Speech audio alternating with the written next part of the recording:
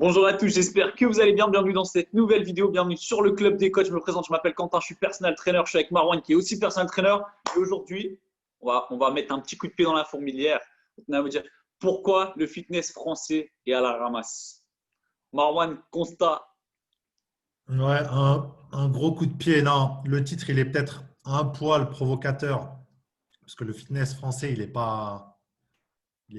a rien de catastrophique, hein. On est d'accord, les chiffres sont corrects, c'est un marché qui grandit d'année en année. Mais on trouve, en tant que professionnel ou du fitness, et je dirais même plus en tant que consommateur que client, voilà, on connaît un peu plus le marché au Middle East, en Suisse, un peu au Royaume-Uni. Et on a des éléments de comparaison qui nous permettent aujourd'hui de dire que, franchement, en France, il y a un gros potentiel qui n'est pas encore exploité. Et voilà, il y a un lien avec le personal training. On va revenir dans chacun des points, voilà, dans cette vidéo. Tout à fait. Donc, le fitness français, quelques petits chiffres pour vous donner quelques petits chiffres de toute façon. Donc, c'est 4200 salles pour 5,17 millions d'adhérents. Donc, à titre de comparaison, si on compare avec, par exemple, l'Allemagne, l'Angleterre, on peut même dire avec le Portugal, ils vont être aux alentours de 10 millions d'adhérents et puis pour peut-être voir le double de salles. Donc, on a vraiment un retard, c'est un vrai retard sur les infrastructures, un vrai retard aussi sur le service. Parce que, tout bête, comme on disait avec Marwan, quand on rentre dans une salle de fitness en France, il n'y a personne qui va vous prendre votre numéro de téléphone, il n'y a personne qui va vous prendre votre mail, vous n'allez pas être relancé, on ne va pas vous pousser à signer un abonnement, alors que n'importe où vous allez aller en Suisse, vous allez aller en Angleterre, vous allez aller à Dubaï, vous allez aller au Middle East, vous allez dans tous ces pays, même aux États-Unis, j'en suis persuadé, c'est comme ça, vous ne sortez pas de la salle sans avoir lâché vos informations, parce que voilà, ils sont professionnels, ils signent, ils ont des vrais commerciaux qui savent vendre, et ça, je pense que c'est la première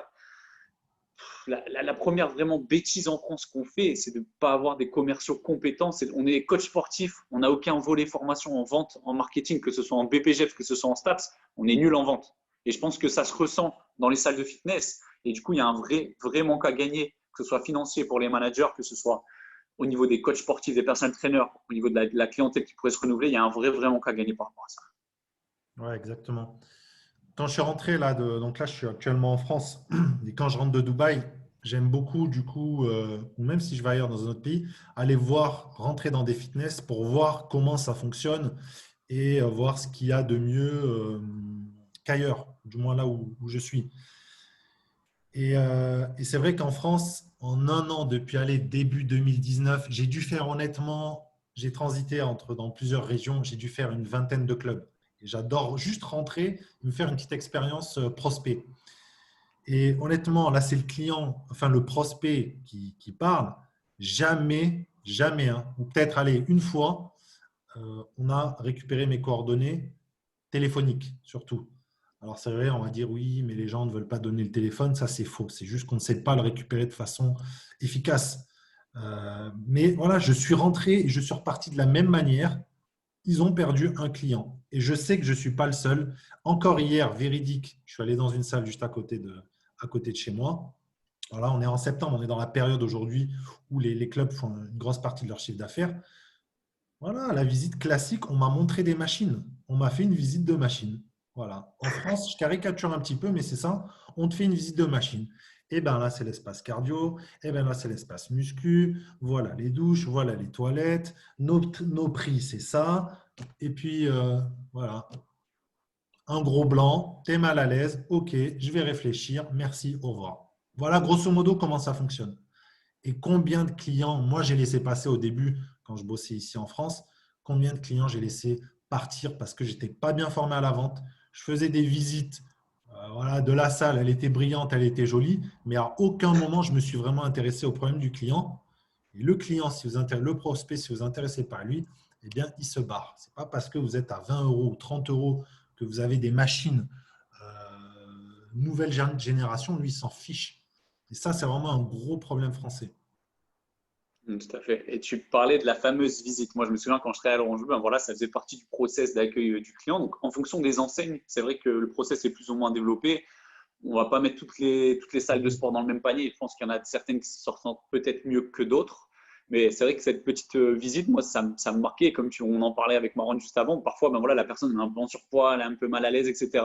On va la faire passer devant tout le monde dans la salle. La personne n'a même pas encore commencé le sport, elle transpire déjà, elle est mal à l'aise, elle a presque envie de partir, elle sait pas où se mettre. Donc déjà, rien que ça, peut-être adapter un peu, voilà. Ici, par exemple, sur Dubaï, clairement, on rentre dans la salle, on ne va pas voir la salle tout de suite, sauf si on demande à la voir, etc. Mais on va se poser avec le commercial, il va nous offrir quelque chose à boire, un petit café, un petit verre d'eau, on va parler avec lui, il va nous mettre à l'aise. Son premier objectif, c'est gagner notre confiance, nous mettre à l'aise. Après, il va gratter nos infos. Et honnêtement, c'est très compliqué de leur dire non. Parce que même moi et Marwan, on a un peu des renards, on a un peu des filous par rapport à ça, on ne lâche pas nos informations facilement. Et c'est vrai qu'avec eux, c'est très compliqué de leur dire non. Et enfin, voilà, on se fait avoir bêtement et ils nous accompagnent vraiment comme il faut. Et c'est vrai que c'est compliqué de refuser de donner ces informations. Mais ça, c'est le premier pas pour signer du client. Et c'est vrai qu'en France, c'est quelque chose qu'on ne fait pas. Mais moi, dans l'ordre de la France, ça m'arrivait aussi de faire plein de salles à chaque fois que je rentre. Et le service est nul. C'est nul. Clairement, il faut le dire. Enfin, il n'y a pas de suivi client, il n'y a pas le bonjour, il n'y a pas. On est un numéro dans la salle et on ne renouvellera pas. Le taux de rétention, je suis sûr, dans les salles, il est bidon. Il doit être à 30-40%. Je ne sais même pas. Il ne doit pas être bien élevé. Je pense que les personnes, ils sont à voir, ils payent sur un an et après, on ne les revoit plus. Donc ça, je pense qu'il y a vraiment un gros travail à faire sur ça. Au niveau des managers de fitness, pareil, on disait la vente, vous devez placer vos personnel trainers. Pour ceux qui n'ont pas encore développé le personnel training, vous devez le faire. C'est super important. Ça va venir augmenter le taux de rétention. Les clients, ils vont atteindre leurs résultats plus facilement avec un personnel trainer que tout seul. Le bouche à oreille va être meilleur. La personne qui a perdu plus de poids, elle va le dire à tout le monde, elle va l'écrire sur tous les toits, elle va avoir plus de clients qui vont venir dans votre salle de fitness. Ça fait vivre le plateau musculation. Il y a combien de fois on arrive dans une salle de fitness, le plateau muscu, c'est mort, il ne se passe rien. Ah, on a une zone de functional training, elle est fonctionnelle de rien du tout, il n'y a personne qui y va. Il n'y a personne qui sait comment l'utiliser. Tout le monde y fait les cours collectifs, quelques-uns font un peu la muscu, les anciens, l'ancienne, mais voilà, il faut vraiment essayer d'ajouter une vraie plus-value, essayer de vendre le personal training. Et avant de vendre du personal training, il faut vendre des abonnements.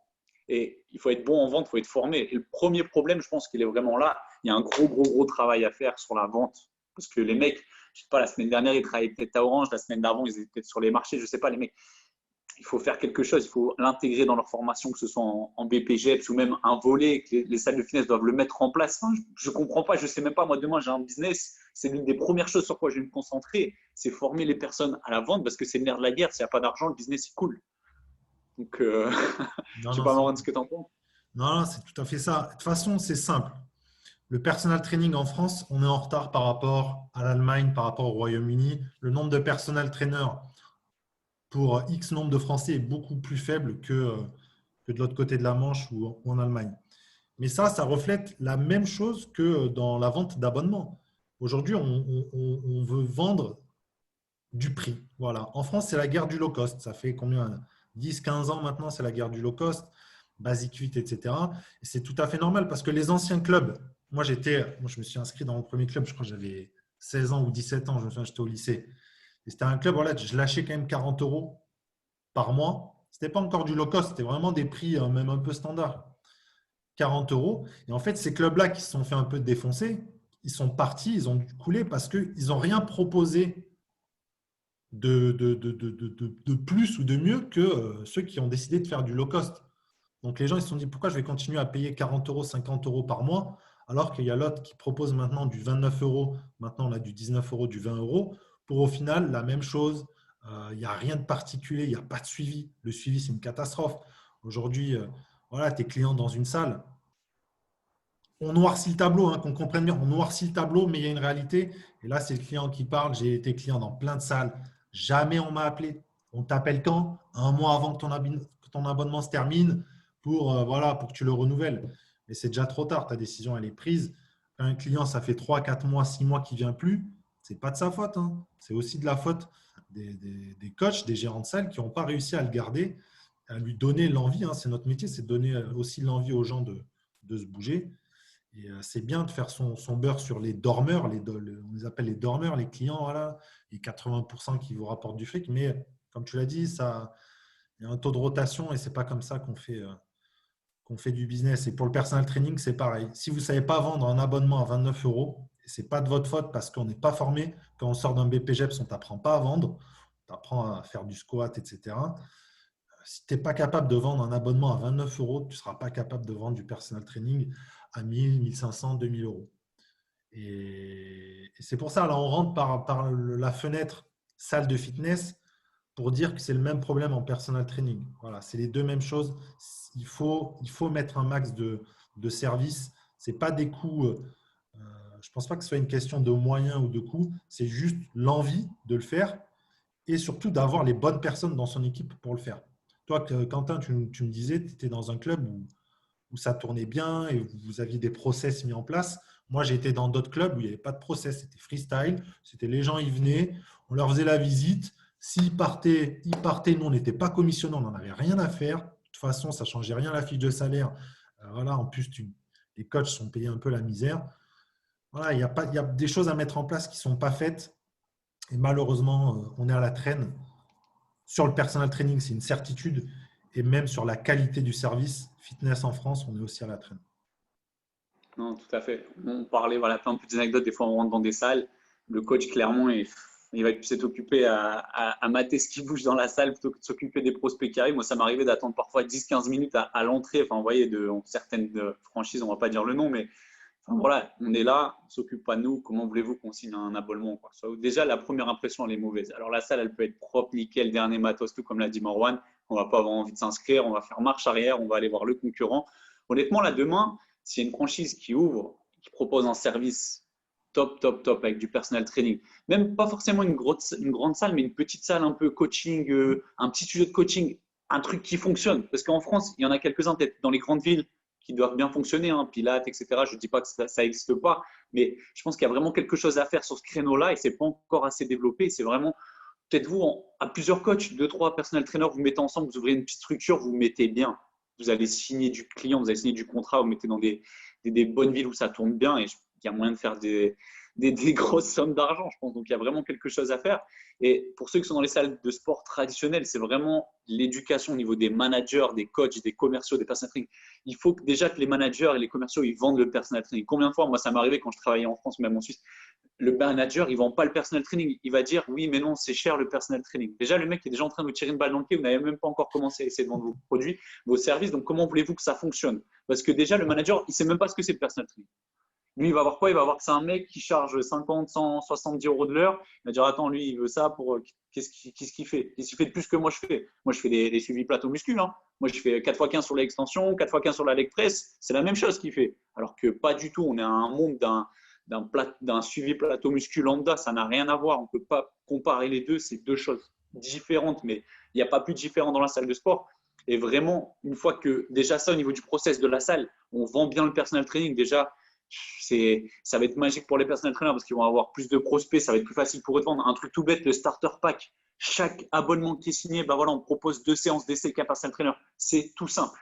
C'est quelque chose que demain, tous les managers peuvent mettre en place. Ça ne va rien leur coûter. Et honnêtement, ça ne leur coûte rien. C'est facile. Et vous allez voir que le taux de rétention, comme on a déjà dit, il va augmenter. Les résultats des clients vont augmenter. Vous allez avoir une salle de musculation, une salle de fitness vivante qui vit avec des personnel trainers qui coachent, une vraie salle de fitness qui tourne et pas une salle de fitness mourante où quand on rentre, voilà, on a l'impression que la salle de fitness le mois prochain, elle peut fermer, quoi. Donc, il faut vraiment, je pense qu'il y a vraiment un gros coup de pied à mettre et enfin, voilà, c'est à vous d'être les nouveaux acteurs là, du fitness de demain. Là, c'est à vous de vous réveiller, c'est à vous de faire les choses différemment, d'éduquer, d'expliquer, de développer le personnel training au maximum parce que de toute façon, c'est ça qui va sauver notre marché, c'est d'ajouter du service premium, du service plus, plus, plus. Et plus on se rapprochera de ça, et plus le marché du fitness il va décoller, il va exploser. Enfin, je pense que Marwan, par rapport à ça, on partage à peu près le même point de vue. Ah, carrément. Après, on ne dit pas que. Déjà, on ne met pas tout le monde dans le même panier, hein, que ce soit très clair. Il y a des franchises, des grosses salles qui tournent très bien, qui apportent beaucoup de valeur. Tu as des petites salles voilà, qui survivent, qui sont dans le mal. Et inversement, tu as des grosses salles. Moi, j'ai été inscrit dans, allez, on va dire, on ne va pas citer de nom, mais dans des grosses enseignes. Franchement, l'expérience client, c'était nul. Personne ne te dit bonjour. Si tu regardes pas, si tu forces pas le regard dans les yeux du manager ou d'un coach, il ne te décroche pas le bonjour. C'est pas normal. C'est pas normal. Tu as envie de prendre ton sac et de te barrer en vrai. Juste ça. Moi, c'est quand tu es habitué, enfin, c'est même pas habitué. En vrai, c'est de la politesse. Quand on ne te dit pas bonjour, tu payes. Donne-moi juste un bonjour, même pas un sourire, juste le bonjour. Voilà, un peu de considération en tant que client. Voilà, je ne te demande pas de venir me serrer la main jusqu'à mon tapis, mais au moins quand on rentre, un petit bonjour, ça ne mange pas de pain, mais c'est la base de la base. Et puis, il y a des petites salles aussi qui sont là depuis longtemps et qui, elles, ont du service, ont de la relation client et elles sont là et elles durent. Vous savez, et elles ont une clientèle, elles apportent des résultats. Ils ont des clients depuis 15, 20 ans qui continuent parce qu'ils ont créé des liens avec les coachs, parce que les coachs leur ont apporté des résultats.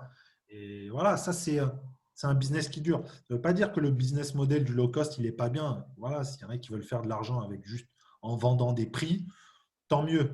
Mais vous, en tant que coach, vous ne voulez pas vendre des prix, vous voulez coacher. C'est ça notre métier, c'est de coacher, apporter des résultats, se sentir utile auprès de gens, même dans la société, tout simplement. Et ça, il y a des salles où on ne peut pas le faire. Tu l'as dit, moi, j'ai discuté avec plein de managers. Je leur disais, est-ce que vous proposez du personal training? Non. Pourquoi vous n'en proposez pas? C'est toujours les mêmes trucs. C'est trop cher.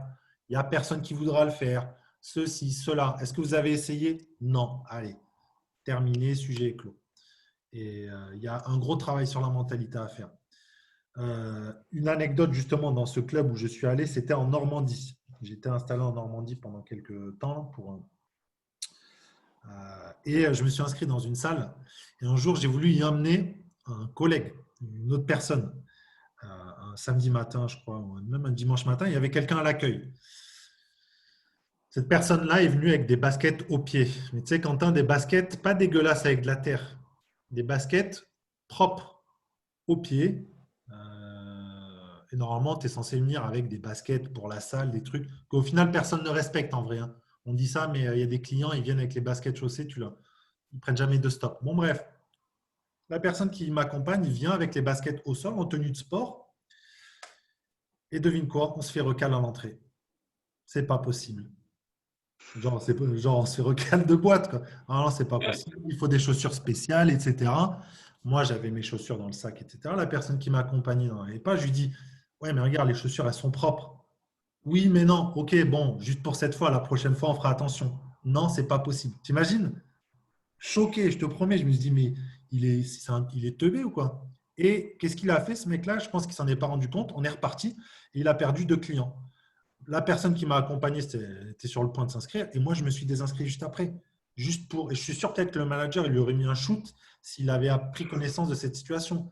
Mais à vouloir trop respecter des règles parfois et pas vouloir vraiment faire du commerce, parce qu'on est là pour faire du commerce, on serait rentré avec les chaussures, on n'aurait pas tartiné la salle de mou.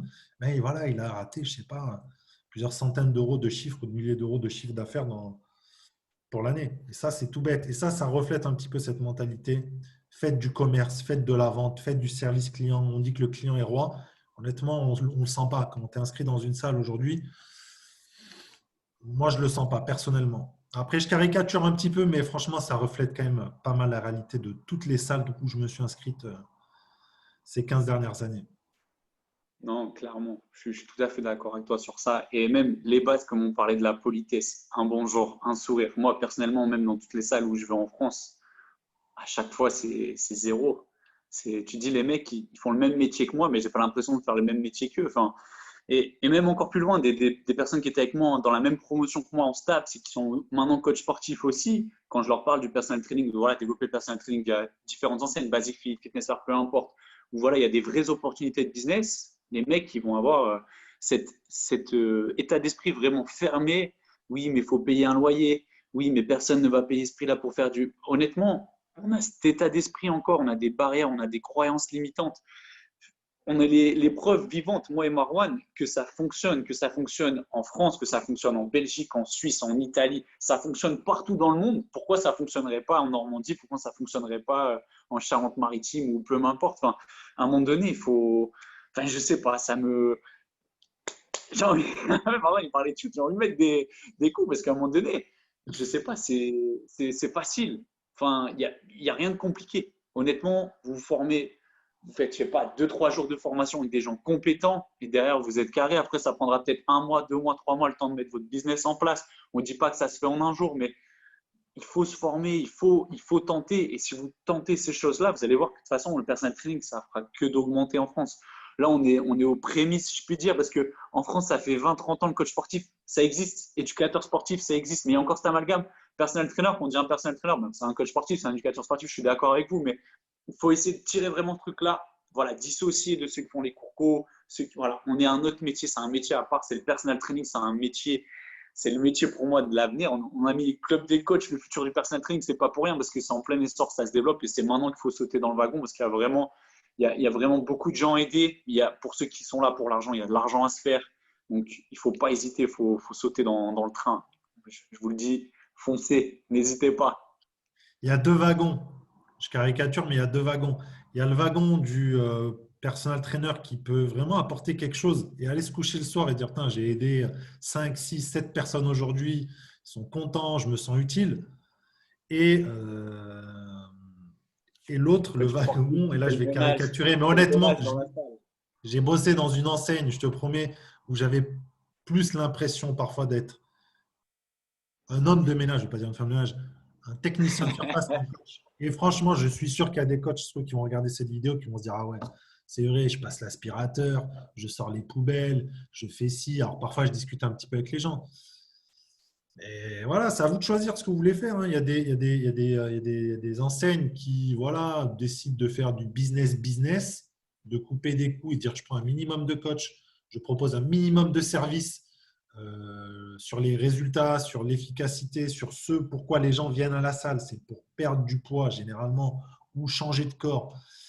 Et puis, il y en a d'autres qui décident vraiment de mettre le paquet, de se former, comme tu as dit, et de faire le vrai métier de coach qui est de coacher. Voilà. Donc voilà, mais ça reflète vraiment, aujourd'hui, le personal training en France, s'il n'est pas aussi développé, c'est parce que ça reflète l'état du service aux clients qu'il y a actuellement dans les salles en France, qui est très faible, qui n'est pas du tout focalisé sur les résultats, mais qui est focalisé sur des prix bas, voilà, des prix bas, des machines, des douches propres, etc. Tu vois, proposer, on vend des accès, mais au final, on ne vend pas de résultats.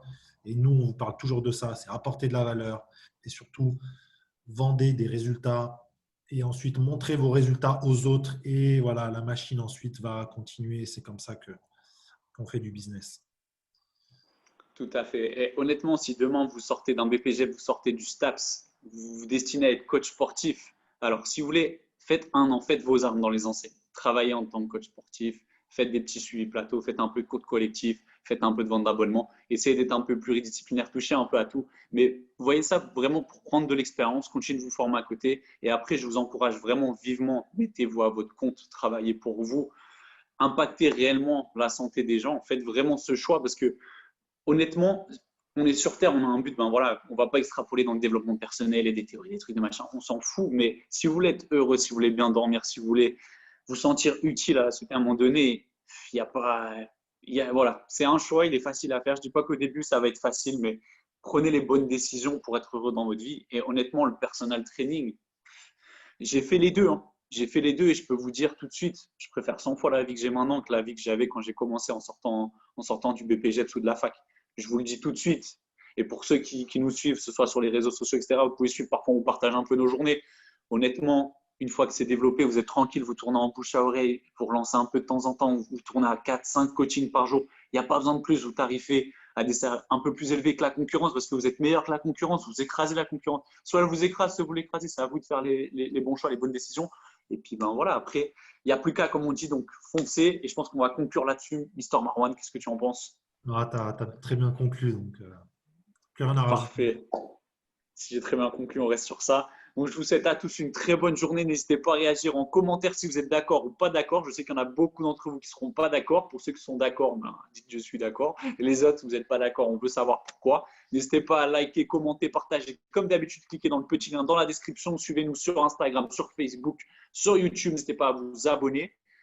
Et encore une petite chose, une dernière petite chose, mettez votre ego de côté, les gars. On est tous coachs, on a tous commencé quelque part. Pas d'ego entre nous. Prenez soin de vous et à très vite. Ciao, ciao. Ciao.